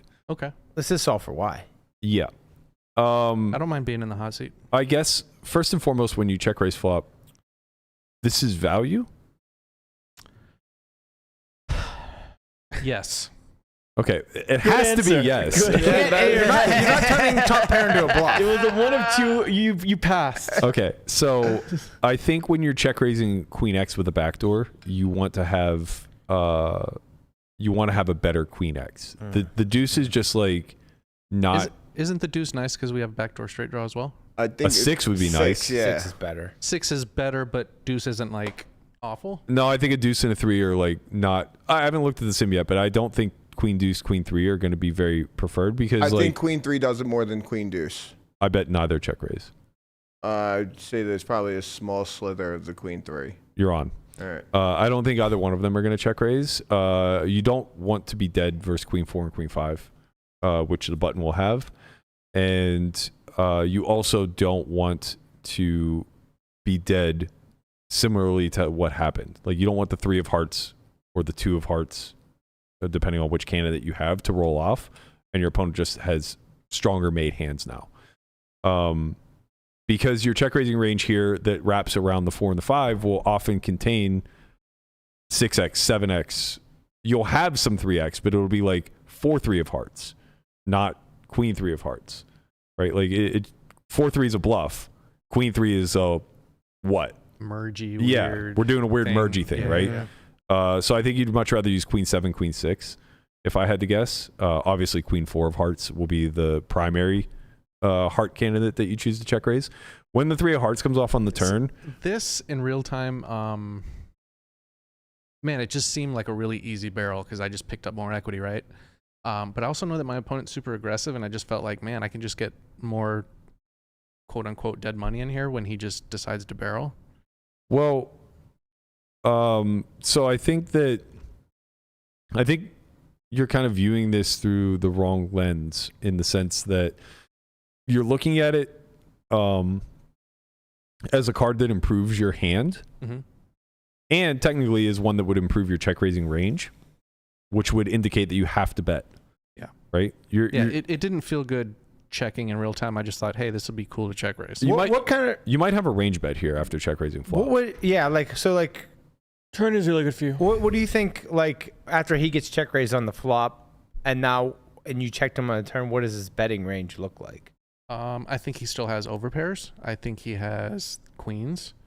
He certainly has diamond draws. Right. So like when you qualify that as dead money. No, yeah. I mean, like the hands. Well, so for instance, when he does have like a diamond draw and he decides to bet here on the turn and I just rip on him. Yeah, but wouldn't he, like, you just check raise him, now you checked again. Like, people have such a fear of getting check raised twice that when they have a higher or a hand with some equity, they just want to realize. So I feel like if he has diamonds, he's going to be checking back a lot more because he's getting check raised for a second time with diamonds here is just a nightmare. I think that's true, but I also think when it's not even about fear. When people hold diamonds here, like they're going to barrel here a certain amount of time. Well, it's not even about fear. The diamonds that are going to barrel are going to be combo draws. Right. It's the ones that. Well, it's a mistake. It's a mistake to bet like Jack 10 of diamonds. Probably not. Can't be that bad. For that size, I think it is. I think his reopen range is just going to be Queen X plus. Yeah.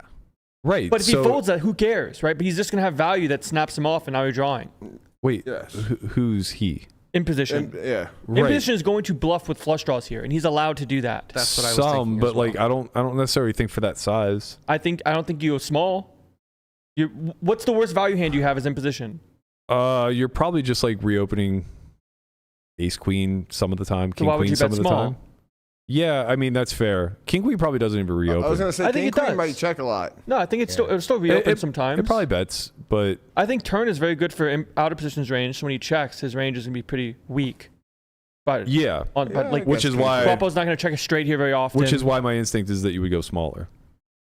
Yeah, I think that the worst value hand you're gonna have here that reopens action. But it's not about what your worst value hand is. It's about what the range of hands that you're up against after he plays check raise check. 6-3. Yeah, like diamonds. You make hearts. those. You probably make those hands indifferent around half pot. 6-3. It was never folding for half pot. Pair and open ended. Maybe not. I mean, I guess it depends on how he's cutting it out. But I would also barrel the turn with that one a lot. But the thing is like. I don't think it's hard for him to have 6-3 type. Like it's hard for him to have any of these hands and not be combo draws. Like 6-3 of spades doesn't check raise flop all that often. Guapo has Queen Jack, Queen 10. Yeah. I just think the size turn position is going to be big versus small because out of position is probably supposed to barrel a ton on this card, and we're reopening very tight as in position. I agree. We're not betting I agree eights. with everything you're saying. I don't agree that we are willingly just like bet folding diamonds here at a high frequency. It'll happen. We would fold to a jam. We would call a normal raise. But I don't think he'll play anything but jam. Right. What's a normal raise? How much do you get check raise, check jammed on this card? Very infrequently. I don't know because I don't think this line happens very often. So like we're freestyling at this point. You only have pot and a half behind. Like I'm okay bet folding Jack 10 of diamonds here. Yeah, but you're a tournament player. You love to bet fold a lot of fucking equity. Yeah, I think it'll just. I think the machine will also do the same thing. It's my favorite thing to do is bet fold equity. It really is because huge bet fold equity whore over here. He is. The little known secret to you guys out there: Landon will take non-nut flush draws and bet fold the shit out of them. Yep. Just fucking loves to do it. Ironically, I checked back because low SPR getting jammed on is more of an issue. But here, like the check jam is huge and very infrequent. Everything is going to be infrequent in this node. Because it just doesn't. I don't think this node exists. I don't think check raise check on this card is the thing. Yeah. So what do we care? His range is going to be like butchered. Right, but a butchered range. He's not going to chop us. It's probably going to be hands that, like Jack 10 of diamonds is already fucking dominating, or hands that are going to just jam on you. like a set or a made straight or like whatever he decides, whatever. Like, look, his mind was programmed in a way. His mind was programmed in a way where that 3 gave him the nuts. And all he has is a pair and a bad straight draw. The 3 gave who the nuts? Guapo. He literally said, I'm trying to get more quote-unquote dead money in there. And we asked him what was dead money. As much as I would like to disagree with everything Matt is saying right now, I was pretty fucking happy about seeing the deuce of hearts. Like, yeah, of course. 3 of hearts. 8, 9 of hearts is just in there the money going was nuts. just getting in. It was. Well, the thing is, like the way that you played the hand is you got the money in versus hands that when they call you, you are behind. Yeah. Not always. Yeah, why, I don't know. Why do you guys speak in like these indefinite? Because you're funneling them. You're if praying. he has kings, you're behind. No, this I understand. I'm talking about hands that I'm beating, like the Jack 10 of diamonds, or. But there aren't many of those. I mean, they're also probably not calling. They're not calling. They're not calling unless they're absolutely out of their mind. Yeah. Like the one hand is like ace king of diamonds, which is like too good to fold. Yeah. You know, and like sometimes like you do like merge on him and he calls the draws, right? Sometimes we'll call ace king of hearts, if you will. Like these hands will still exist. But at the same time, like most of the time, you either get more money in versus hands that are ahead of you, or you could just check, call the turn here and see if you improve or station down if he's bluffing. You're taking a polarized. Is this right? Like you're taking like a polarized action with a merged hand. hand, yes. Right? Yeah. Your hand's like kind of like right in the middle, and then and you're polarizing with it. So you have a lot of equity. Like that's true. Which only leads to them just folding worse hands and snapping you off with the nuts. Yeah. What are you doing here with Queen 10, Brian? Queen 10? Yeah. Of hearts? Good call. Sure. Or any Queen 10. Well, like as the button. Let's hold on a the second. big Let me blind. just do a little thought. Oh, I have the Queen of Hearts. So let's say you have Queen Jack of whatever. Okay. Give us something. Just Queen Jack Black. Let's just say Queen of Clubs, Jack of Clubs. Okay. And you bet here and I jam. What are you doing with Queen Jack? If I'm the button? Wait, what do you... Yes. If you're the button. If you're the button. It's okay. you're merging. I'm asking what Brian would do here with Queen But Jack. it doesn't matter. I mean, it doesn't matter. Finding a candidate that you are behind that could potentially bet fold doesn't make your play better, because now what you're talking about is taking a hand that has showdown value and is essentially betting. Anytime it puts chips in the middle, its equity is high enough that it's doing it for value. Yeah.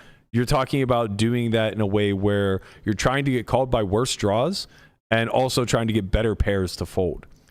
I wouldn't be looking to take a hand like Queen Jack and bet fold the turn. I would either bet call or check back. Like I you know what I mean? Like yeah, I think it feels bad to just like.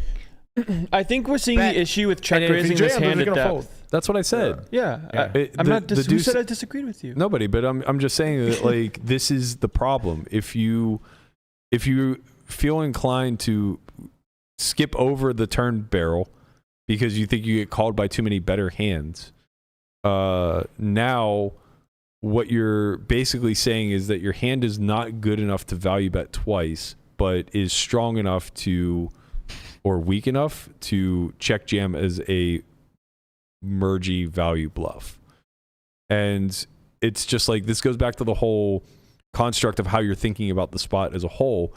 Once you check raise the flop, you are going to be gravitating towards more polarizing action. Right. And that's why Queen Deuce doesn't qualify. Right. Top pair, no kicker, cannot polarize, ever. It just can't, unimproved. Well, you play a lot of check raise check. Yeah, fine. But like Queen Jack will still check raise for Guapo here. Of course. But that's a totally different... Right. And you improved, but you didn't improve. You improved equity-wise, not hand strength-wise. Right. Yeah. That's a good way to put it. Yeah. So, so in essence, what ends up happening is when you now fit a bunch of the linear hands into a polarized range, you totally miss the mark on both what the top and the bottom are supposed to be. The top here is supposed to be 2-pair plus. These are hands that are just going to check raise and then barrel through. You're going to turn a straight. You're going to have sets on the flop. You're going to have hands like Queen 5 and Queen 4, and even those are going to have to mix check at some frequency. And then you're going to have natural bluffs. And those natural bluffs are not going to be Queen Deuce. They're going to be... Ace 3 of hearts? That's turn pair. Yeah. Well, no, I'm saying without seeing obviously the 3 of hearts on the turn. We're talking about the turn, though. Oh, okay, I thought you were talking about my check raise on the flop. Well, the turn barrels will stem from what you check raised on the flop, but like what you choose to check raise doesn't ultimately matter that much. It's what you choose to follow through with. And when you now follow through with that polarizing action on the turn, it should be supported at the top with your value hands, which are going to largely be comprised of 2-pair plus, as well as straights, flop sets, whatever. And then your bluffs are going to be hands that can't show down. That's the important qualifier when you're polarizing. Like, there are times where you'll take a hand that potentially had showdown value and fit it into your bluff, but it's because of removal. It's because of what you're trying to block. So if you have a hand like 6-3 here, that's a good one to rifle off with, because you block 6-7, which is very important. You block 2-pair and 4-3, 5-3, which is very important to your opponent's call down range. Right? And you unblock the middle of his range that bets the flop, like exactly. 7s, 8s, 9s, 10s, jacks. Right, like these hands are not going to be very happy facing a barrel here. Right. You have your specific cards. Right, and the 3 itself doesn't show down against his showdown value range enough that we care. So we'll sacrifice showdown value with a hand that weak. But we're never looking to do this with top pair. You can't apply the same principles, right? Just because they, like 6-3 of diamonds and queen deuce of hearts maintain very similar equities, but they're very different in their showdown value. So once you decide to check queen deuce of hearts, it's definitely not to get the money in. That's lazy. That's just not wanting to have to make a river decision versus a range of hands that can improve once they choose to bet. The reason to check queen deuce of hearts is to call and have enough robust equity in your check call range that you don't get fucked every time the river's an ace, a deuce, a 6, or a heart, right? You need some hands in there. If you check jam all of your queen X of hearts, now every time that you check call and the river's a queen or a heart, you're just torched. You have nothing to protect. You have no support for your check call range. You're just basically, the times that you choose to check call, your hands are dust. Yeah, like 6-3 of diamonds here as a check jam seems kind of sick. Like I'm not sure if it's like correct versus barreling, but I think it's makes a better lot more check sense. jam. I think it's better check jam than like ace-3 of diamonds. Yeah, ace-3 of diamonds has showdown value with the ace, and like you get board coverage again, you have equity again, right? There's a lot of good things happening there. Unblock an ace X. Right, but 6-3 of diamonds gets called by ace X of diamonds though. Sometimes, yeah. I mean, like if they bet, right? If they bet, they're probably not folding it. Yeah. The risk that I guess the better one would be like 6-5 of diamonds, because you just run the risk of running into 5x of diamonds. Yeah, and like I'm not sure how much those check jam, but either way, right? Point being, like, you want those kind of hands that like block their value and don't show down very well themselves, but have equity. I also Queen just Deuce does going well. back to the flop play, like you'll check raise queen jack here some of the time, but it's not going to be a high frequency. You're building your check raise around the straight draw. So I think straight draw, 2-pair draw, yeah. Yeah, I think when the 3 comes off, like you're just going to have a really, really, really, really high barrel frequency here. And you're not going to be playing very many checks. So again, this goes like right idea with the queen deuce, just wrong candidate. But missing the check raise and having queen deuce here instead of queen 6, not that big of a deal. It's how it compounds on the turn that starts to become really problematic, because now you miss a line where the hand actually falls in your range distribution. Yeah, like I guess what I would ask is, like, let's say you have like king deuce of hearts here, like ace deuce of hearts here for a wheel. Like, how would you play king deuce of hearts here after you check raise and the turns of 3? How would I play king deuce of hearts? Yep. I know how. I think I would have played it the same. No way. No way. You would have bet 100%. Yeah, it goes to fear. Not fear. It's just a good barrel. It's a bluff. It's an obvious bluff. It's just a great barrel. It's like king high and an open ender. It's an obvious and a flush bluff. draw. You got it all, you know? Yeah. I think it stems from him, like, a fear of not winning the hand. No. Like, because I think on the opposite, I also think the queen... He doesn't have to make future decisions with king high. Out of fairness for me, can we stop implying that I'm scared about anything? Like, I'm clicking buttons here. Like, I don't think you're afraid of anything. Like the difference here is that queen X has to make a future decision because it's top pair. So if you don't play it aggressively and get all the money in, then you're forced to make river decisions, and rivers can be, like with this hand, at some point you're gonna have to find a check.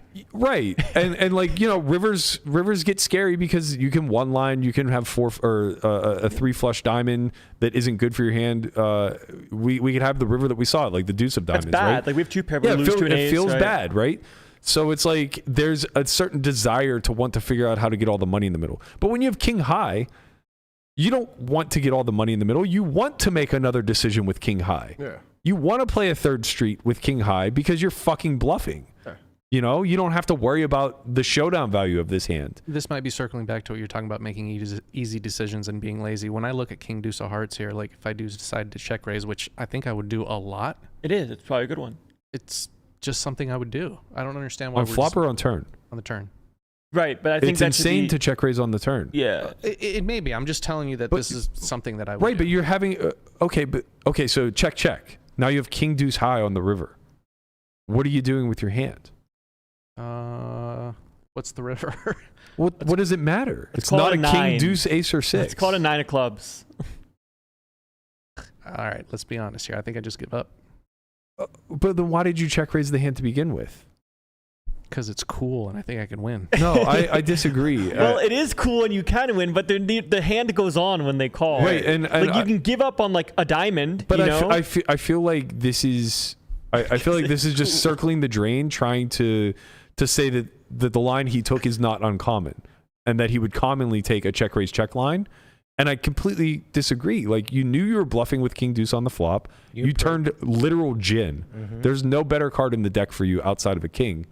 And your instinct would just be to check. There's no way.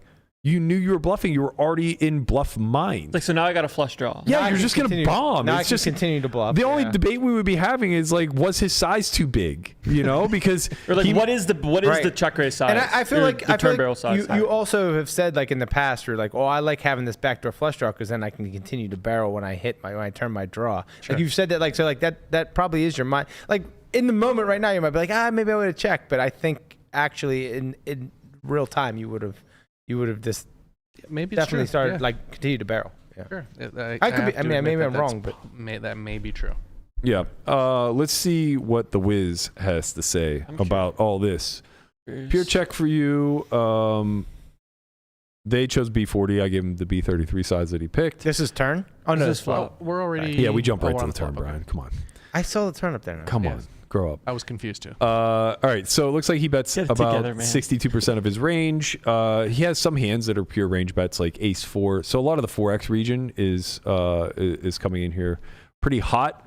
A lot of the pocket pairs also, especially the ones wrapping around the 4 and the 5. So you can see 6s and 7s bet at a really high frequency. 8s, 9s, 10s, jacks, much less. And then obviously queens, kings, and aces are in there a lot. A lot of the ace highs are betting. This is why we're pretty happy to be check raising hands like king deuce with a backdoor, as well as queen. I'm guessing queen 6, but we'll see. Your size you chose, very good. Half pot. As suspected, Conrad, what do you owe me? Queen 3's in there, 0. What do you? What? What did we bet? Can you do me a favor? Sure. Can you change that to just strategy? Okay, why? Just do me that favor. It's on top. Okay. Now, can you hover over the queen 3? Yeah. Yeah, it's 0%. Yeah, it's still 0%, big guy. Well, you see, the thing is, Why did you think the EV would change it? Well, you changed things. I didn't change anything. Yeah, do you anything. changed things. It was just pure green, Because when brother. I ran it over here, I have something to tell you. What? It is a 99.9%. Check. What was it? Check? Check. What were you What the talking fuck about? are you talking about? There is man? 0.01% No, there's not. of the raise. No, if you run it without using the. You see when I interrupt you, I'm trying to like fight with you Without about something painting. that's important. I didn't paint anything. You didn't paint anything. Well, on mine it's 1%, 0.01%. Okay, I don't know what weird sim you're running, but just say you're fucking wrong, man. I'm not. Okay, well, you're wrong. I was wrong. Queen 6 doesn't choose it, which I thought it would, but Queen 7 does, and that makes sense. So queen deuce hearts never raises. Never a thing. No. It's too deep even for like this. Yeah, you can see even like the king deuce of hearts only a sliver. King 3's much more preferred, which makes a lot of sense to Turn me. better. And then yeah, like the king 6 and king 7s are going to be the higher frequencies rather than the queen X. So it looks like the queens with the better kickers are the ones that are putting a little more money. Well, Landon was right. Like you're pretty much capped queen at like jack, king queen. Queen jack is the one that wants to check raise the most here. The reason I think king queen calls a lot more often is because he's betting ace king so much. So you just dominate a lot of those hands when you turn top 2. That will continue on for more barrels. But yeah, Queen Jack of Hearts is a pure check raise, as is Queen 10 is very close. But you had the right idea. Like the 7 is in there for the straight draw and the 2 pair cooler, right? You turn a 7, you beat Queen 5, like you're saying. Yeah, and I think that's a big aspect of it is the 7's clean and has the backdoor straight draw, where like the 6 is not clean. He's c-betting 7-8 and he's peeling. You know, I mean, sure, it also just he'll does 6-8 well. also, but like it does well to catch. Like you station down. Yeah. Like on these kind of turns, like an 8, a 7, a 3, a deuce. Right. So do we have to do a lot of painting now? No. I'll just lock Queen Deuce. Surprisingly, Queen 4 of Hearts, never. The other Queen 4 combos, though. And I guess that's because you kind of just want him to have 4x of Hearts. Ace or Queen X of Hearts. Queen X of Hearts, yeah. All right, so let's go ahead and do a little bit. Just give like a quarter for. We'll do a little bit of locking here. All right. Let's go 25% check raise. And then 75. All right, so we'll give you a little bit of these. Well, you can't do. You can't do Queen 3, right? Because the 3 of Hearts. I guess it doesn't matter. Yeah, it'll lock. It'll fix itself. Let's throw in a little bit of the King Deuce as well, just because I think we would probably fund that one. Because it's cool. You like that, Landon? I did. I fucking love high that level. One. Yeah. Why'd you do that? Because it's all right, fucking so cool. I'm interested to see if it changes his c-bet frequency at all. He c-bets a little bit more now. Not a lot, but a little bit. And you can see like he doesn't c-bet Queen Deuce at all now because he just kind of wants you to have it. Okay, so raise half pot. Button calls. He does do a little bit of 3-betting here, but it's mostly what you would expect. Kings, ace, queen, queen 5, ace 5 with a front door. Does a lot of raising, but I mean 3.5%'s not nothing. It's 3 of Hearts on the turn, and we have a pretty much pure follow through here. Yeah, good turn for you. For 2E. Over bet. So about 103% pot. Queen Jack and King Queen are the highest frequency checks.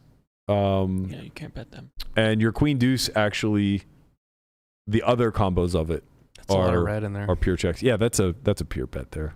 Wow. The old King Deucey. That's gonna be a pure bet too. Because it's cool. It's cool. It is cool. It's omega cool. It's cool to do the right thing. Can I look at that Queen Deuce of Hearts? It's cool to do what the Wiz says. Yeah. So now we're gonna have to lock again. Sorry, guys. No, this is good. We're gonna have to find the Guapo strat of Trappy. Yeah. Okay. When we bet, so much good stuff like happens. It's like just such a good card for our range. Yeah, it's kind of interesting because we're really going like this is such a good card for our range that we really are going hard. I imagine the hands like Kings start to become a little bit iffy. Like they may call fold because we're barreling at such a high frequency with Queen 10, Queen Jack. I can only assume it's because better sometimes folds. Yeah, it's like a weird merge because you're not worried about your hand. You're worried about your range. Exactly, yeah. By the way, check button when we check. It's big bet. Yeah, you're right. It's 2E. Thanks, Sam. I talked about this with Sam yesterday. Okay, so when we oh wait, that's if we bet. Sorry, if we check, as Landon said, it should only be the big size because the reopen is so tight. And like, yeah, okay, so you were right about the sizing. I was right about the reopens. Kings doesn't even reopen. King Queen doesn't reopen. Yeah. Queen Jack doesn't reopen. Right. Like you have to be very particular about what you're willing to reopen. Let's see. This is why you bet really big. Yes. Right. Jack 10 of diamonds. This is why.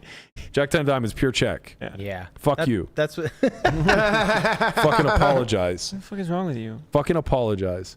You're a rat. You guys always got to feel like you're right. Oh, huh? don't you fucking chime My fucking God. The Don't two you of fucking chime in. Mr. Point 0.00001. I was right. I was right. Sometimes you got to think outside the box. I don't know what to tell you guys. But when it comes down to it, you guys always got to think you're right. The two of you. I hate you. You guys are sick fucks. What size did you choose? 75%? Yeah, he went 67. big, yeah. Like 67 or something. What was the actual bet? Like 13 into 19. I have it. It's 13.9. 14 into 19. Yeah. Okay. Yeah, so 65%. Air FC for your boy. Well, but he did have the nuts. So you bet Jack 10 of diamonds now. Look at that. Yeah. Oh wait. Oh no. It's just not there. Why is it not there? It checks back flop. Yeah, it checks back flop. Right. No, that's an issue in itself. 10-9 of diamonds still doesn't bet. I'm not going to get into So again, this fuck you. about if he's range betting or not. Again, fuck you. 10-9 of diamonds, still pure check. What a show we had today. Just want to get that. Let me be the Haley to your Abby. Fuck you. Look, you don't even get jammed on that much. 7%. Yeah, you really don't because.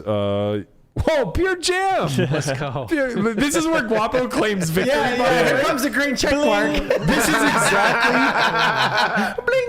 this type of shit, and I'm making a big spectacle of this because there's a life lesson in here for you, Guap, and I really want you to hear it. But this type of shit is where he now forgot everything that was said up until this point. Nothing we said up until this point registered because what he found is that Queen Deuce of Hearts is actually a check jam. Should you take this down bad fucking line? And hold on. With that said, Guapo is also in. I was right, guys. Okay. You were wrong. And so going back to why this doesn't fucking matter is because what we've had to do to manipulate the sim to even get to this node completely becomes irrelevant to the actual outputs. All this is demonstrating is that high equity hands will just realize themselves, and it's very hard to fuck this up. So like if I change the strategy back to EV, I imagine it's not going to be It'll be close. Yeah. Yeah, so it's a big blind to jam. Yeah. It's a lot. Not in a 200 big blind pot, but okay. Oh. I mean, it's worth something, right? It's not worth nothing. But again, this one big blind that you're potentially making through the check jam here is dependent upon a whole sequence of events happening, like including him missizing and having not the nuts, right? Like not only does he have to missize the turn, which he did obviously in reality, but he had the nuts with a redraw.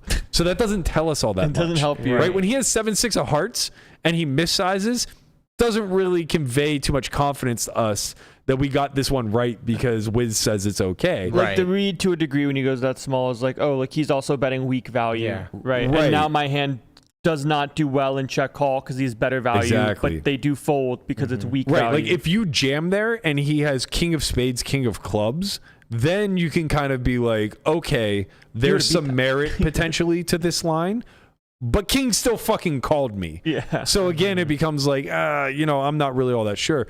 You also, it's like your only bluff combo too. It's like kind of a weird bluff-ish thing. Yeah, it really is. But like, look, Like kings ace queen is folding. So like kings is a pure fold, right? So like if these hands then show up through the call node, you could be more like, okay, well, at least I'm right in understanding that he's betting the hands I think he's betting for the 65% pot on the turn. But I'm wrong in the sense that I don't actually have fold equity against the hands I'm supposed to have fold equity against. So now I need to rethink this line again. This is kind of like the bigger conversation. I'm going to stick a pin in it for tomorrow because Landon and I talked a lot about this last night, and I think it was like a pretty good convo to have. But a lot of the work that we do when we're looking at sims is not to confirm the bias of a line being good or bad. Mm-hmm. It's to test the parameters that we're actually inserting and see if our ideas are even a thing.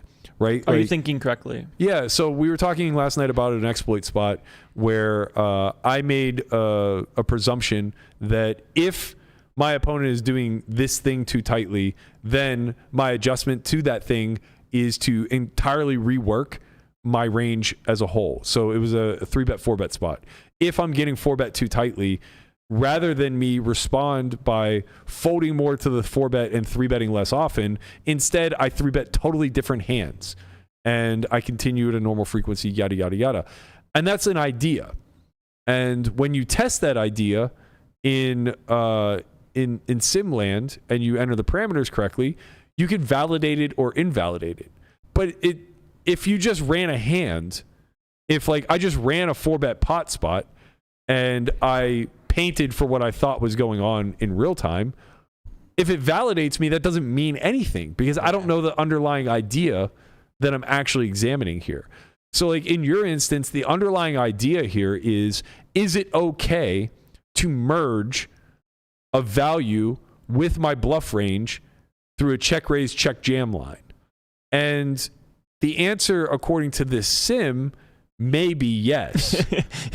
Maybe. That's a very yeah. But the reason it's such a strong maybe is because you don't have very many presumptions about your opponent. Or just like the overall understanding of your strategy. Of like, Correct. if you knew your strategy, you wouldn't check raise this on flop. Exactly. Or if you check raising at this turn, you'd know to range barrel. Right. Right. We know he bets the we turn. went 0 for 2. Oh, I wanted to see the check mark. Yeah. So we went 0 for 2, but then we somehow like backdoored ourselves into a corner.